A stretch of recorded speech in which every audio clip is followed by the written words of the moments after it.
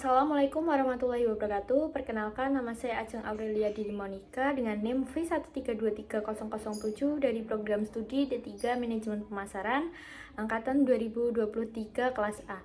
Nah, jadi di video kali ini aku akan menjelaskan materi apa saja yang disampaikan selama perkuliahan. Nah, yang pertama itu ada pemasaran langsung. Nah, pemasaran langsung itu bagian dari pemasaran yang memungkinkan kita menjalankan tugas-tugas pemasaran tertentu dengan lebih efisien. Hal ini itu dilakukan untuk mengumpulkan, menganalisis, dan menginformasikan tentang pelanggan dan calon pelanggan secara individu. Informasi ini memungkinkan kita mengidentifikasi siapa saja sih dari daftar pelanggan dan prospek yang kemungkinan besar tertarik pada suatu produk ataupun suatu layanan yang ditawarkan. Nah, agar pemasaran berjalan secara efisien dari segi biaya, kita harus menyampaikan hal yang tepat kepada orang yang tepat dan di waktu yang tepat juga.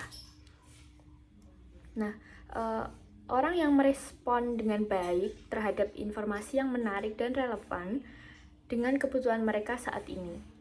Kita perlu memberikan informasi yang relevan, namun juga harus menyampaikannya dengan secara jelas dan juga sesuai agar mereka menangkap informasi tersebut dengan paham atau dengan benar.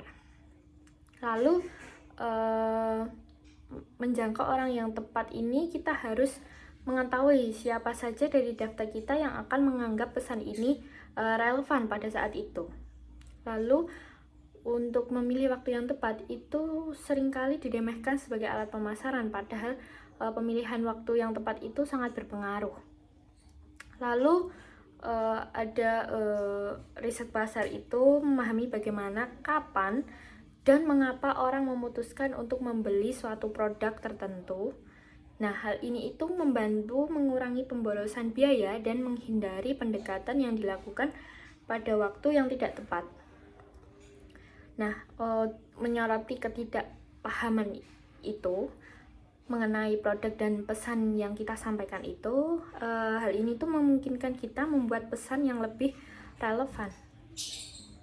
Menemukan alasan mengapa orang tidak merespon suatu komunikasi. Mungkin bisa saja mereka itu memang tidak menyukai penawarannya, tetapi cukup sering alasannya adalah mereka tidak memahami pesan yang kita sampaikan. Jadi pemilihan waktu dan juga pemilihan orang yang tepat itu sangat berpengaruh. Lalu ada di mana sih pemasaran langsung itu masuk dalam pemasaran? Nah, pemasaran itu adalah sebuah proses mengidentifikasi kebutuhan pelanggan dan memenuhinya dengan cara yang tepat, diterima kedua belah pihak. Pelanggan merasa kebutuhannya telah dikenali dan dipenuhi dengan harga yang wajar, lalu mengumpulkan dan menerapkan data pelanggan dan prospek memungkinkan kita untuk yang pertama, mengidentifikasi kebutuhan dan keinginan pelanggan yang lebih tepat.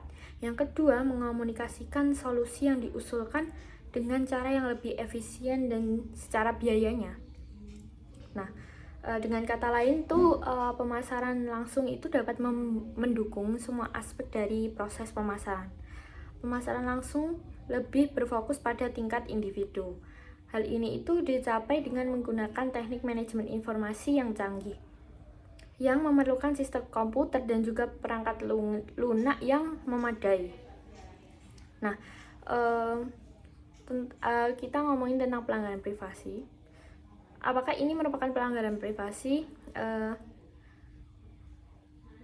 Area yang masih banyak disalahpahami bahkan di antara para praktisi dan mereka yang berusaha mengatur aktivitas kita. Faktanya adalah tidak ada pemasar bijak yang ingin membuat pelanggan itu merasa tidak nyaman dan menyalahgunakan kepercayaan mereka.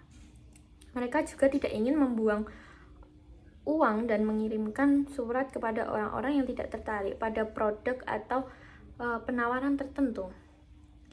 Kekhawatiran utama muncul dari penggunaan pernyataan OPT out dan OPT in pada formulir permintaan informasi.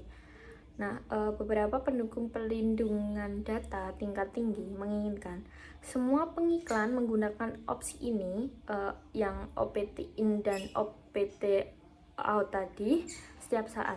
Nah, dalam kasus ini, pengiklan hanya dapat menggunakan nama, alamat, dan juga data pelanggan lainnya jika pelanggan secara eksplisit memberikan persetujuan.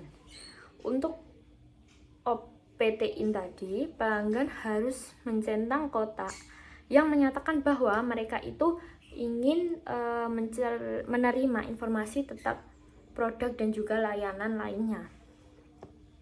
Nah, lalu ada basis data pelanggan. Nah, basis data ini adalah inti dari perencanaan komunikasi pemasaran. Nah, komunikasi pemasaran itu memiliki 4 tujuan utama. Yang pertama itu tujuannya itu memulai hubungan, mungkin untuk mencari prospek. Yang kedua itu mengembangkan hubungan menjadi transaksi penjualan. Yang ketiga ada mempertahankan hubungan, itu untuk membangun loyalitas dengan pelanggan. Lalu yang keempat itu untuk menghidupkan kembali hubungan yang sudah tidak aktif. Nah, basis data pemasaran itu sangat penting untuk manajemen tugas-tugas ini secara efisien. Basis data memungkinkan kita mengidentifikasi nama yang tepat untuk komunikasi tertentu berdasarkan nilai potensial mereka dan kecenderungan mereka untuk tertarik pada penawaran tersebut. Basis data ini memberitahu kita waktu yang tepat untuk mengirimkan sebuah pesan. Bahkan kata-kata yang paling sesuai berdasarkan pengetahuan kita tentang minat individu.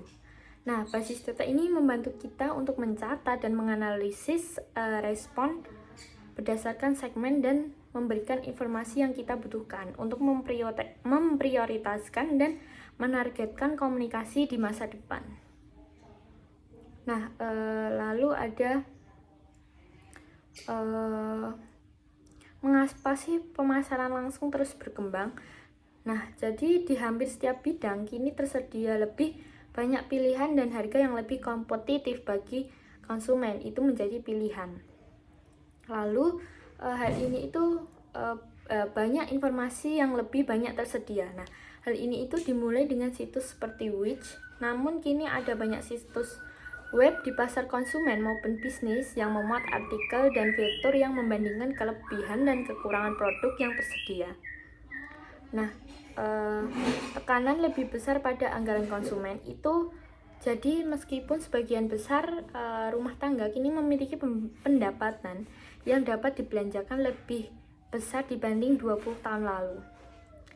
Itu ada lebih banyak barang yang kini dianggap sebagai kebutuhan. Pemasar business to business atau B2B itu menemukan bahwa pelanggan mereka mengalami tekanan biaya yang lebih besar dari sebelumnya, sehingga pembeli menjadi lebih selektif. Nah, analisis pelanggan, kita mulai dengan menganalisis pelanggan terbaik kita. Jenis rumah tangga atau bisnis seperti apa mereka, di mana lokasi mereka, berapa banyak yang mereka belanjakan dengan kita, dan kapan mereka memperbarui, dan seterusnya. Menurut prinsip Pareto atau aturan 80/20, sekitar 80% pendapatan atau keuntungan biasanya berasal dari hanya 20% pelanggan. Tujuan pemasar langsung itu untuk mengidentifikasi 20% itu, menganalisis atau membuat profil mereka, lalu menggunakan profil itu untuk menargetkan pelanggan atau prospek lain yang memiliki karakteristik serupa. Ada rencana komunikasi pemasaran. Ini adalah dasar untuk mencapai proyeksi bisnis dengan memaksimalkan bisnis dari kelompok pelanggan paling menguntungkan, dengan demikian mengoptimalkan penggunaan sumber daya. Lalu untuk anggaran itu mengidentifikasi biaya dan keuntungan yang diharapkan dari setiap aktivitas. Lalu untuk membantu membandingkan proyeksi dengan kinerja aktual dan membantu membuat keputusan antara strategi alternatif dengan prediksi potensi hasil dari masing-masing strategi. Lalu mengembangkan kampanye pemasaran langsung itu terdapat proses-prosesnya. Nah, yang pertama itu kita harus menentukan tujuan terlebih dahulu. Lalu yang kedua kita 1 tahap atau 2 tahap. Yang ketiga itu kita mengidentifikasi audiens atau target yang mau kita sasar. Yang keempat itu kita pilih dulu pendekatan komunikasinya. Yang kelima itu kita harus menentukan waktu yang terbaik. Keenam itu membuat rencana kreatif awal. Yang ketujuh pesan yang akan disampaikan kepada media. Yang ke-8 produksi materi iklan. Yang ke-9 persiapan penanganan respon. Yang ke-10 itu kita mengirimkan pesan yang kita sampaikan. Yang ke-11 itu mencatat detail untuk pengukuran dan juga evaluasi. Dan yang ke-12 itu akuisisi atau retensi. Nah, selanjutnya ada apapun keputusan kita mengenai keseimbangan bisnis itu antara mendapatkan dan mempertahankan pelanggan, dan sebanyak apa waktu serta uang yang kita alokasikan untuk mendapatkan pelanggan baru. Jadi itu kita harus terlebih dahulu untuk memaksimalkan bisnis yang dapat kita kembangkan dari pelanggan yang ada dan yang pernah ada. Nah, untuk ada urutan yang benar dalam pengalokasian anggaran promosi. Yang pertama itu pelanggan yang sudah ada terlebih dahulu. Nah, jadi mengingat faktor biaya sangat penting untuk memprioritaskan dan mempertahankan serta mengembangkan pelanggan yang sudah ada sebelumnya dengan menggunakan dana promosi untuk mencari prospek baru. Yang kedua itu ada calon pelanggan yang pernah menghubungi kita. Itu sumber bisnis terbaik. Kedua adalah mereka yang sudah pernah berinteraksi dengan kita, meskipun baru sedikit, mungkin baru tanya-tanya atau yang lainnya, belum sampai yang membeli gitu. Nah, yang ketiga itu ada pelanggan baru di urutan terakhir. Jadi masuk akal untuk menghabiskan semua kemungkinan bisnis tambahan atau perpanjangan dari pelanggan yang sudah ada sebelum masuk ke wilayah yang lebih beresiko, yakni contohnya mencari pelanggan yang benar-benar baru.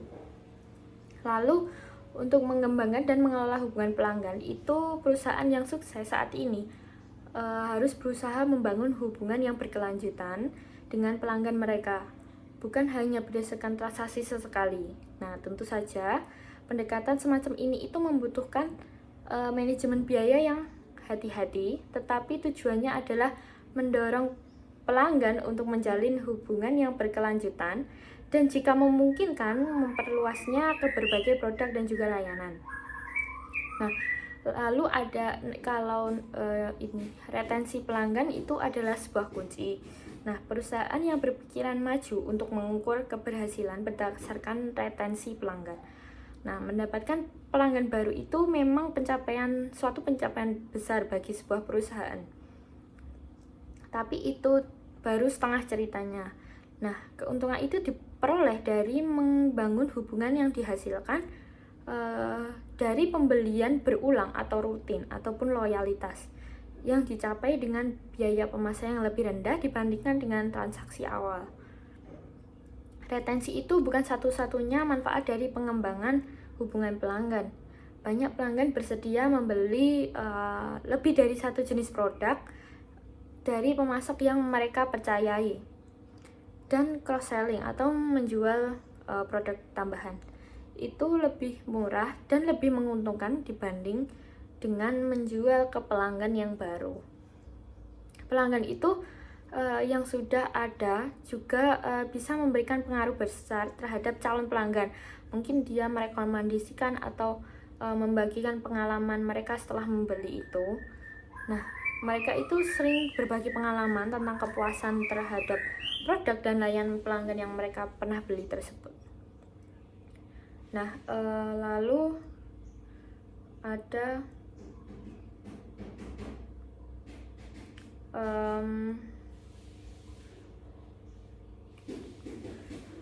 bagaimana cara memperoleh informasi secara internal, yakni dengan menanyakan secara langsung kepada pelanggan atau prospek melalui tenaga penjualan, telepon, dan juga mungkin bisa kuesioner, terutama bila Anda belum memiliki basis data. Kalau sudah ada basis data, itu pengumpulan informasi bisa lewat basis data tersebut. Jika secara eksternal itu bisa melalui daftar pemilih, basis dari gaya hidup, lembaga referensi, kredit dan broker informasi bisnis, basis data yang disewa, iklan atas lebaran, dan juga mungkin bisa dari studi industri dan survei omnibus. Melalui riset pemasaran asli menggunakan beragam teknik. Jadi